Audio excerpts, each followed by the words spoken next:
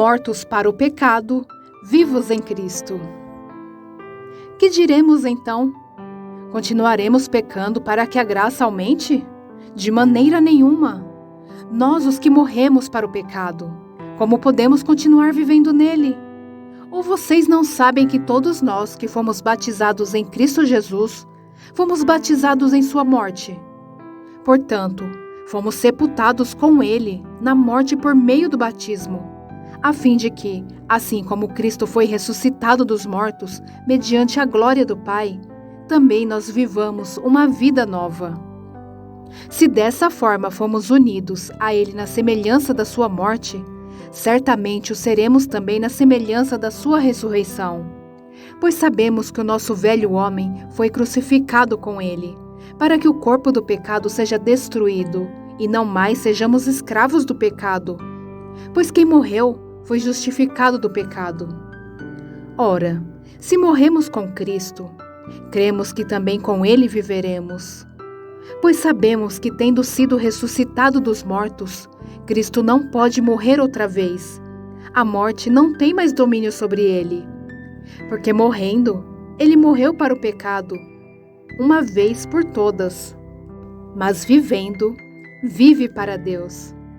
Da mesma forma, considerem-se mortos para o pecado, mas vivos para Deus em Cristo Jesus.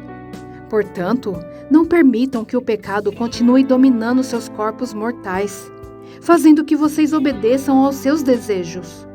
Não ofereçam os membros do corpo de vocês ao pecado, como instrumentos de injustiça.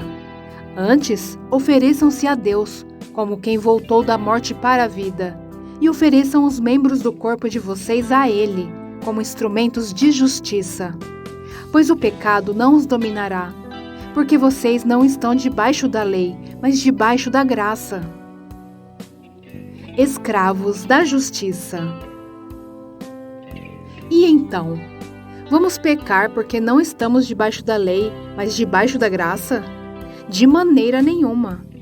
Não sabem que quando vocês se oferecem a alguém para lhe obedecer como escravos, tornam-se escravos daquele a quem obedecem? Escravos do pecado que leva à morte, ou da obediência que leva à justiça.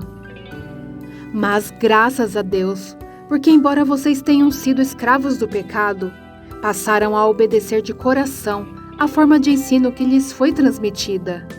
Vocês foram libertados do pecado e tornaram-se escravos da justiça. Falo isso em termos humanos, por causa das suas limitações humanas. Assim como vocês ofereceram os membros do seu corpo em escravidão à impureza e à maldade que leva à maldade, ofereçam-nos agora em escravidão à justiça que leva à santidade. Quando vocês eram escravos do pecado, estavam livres da justiça.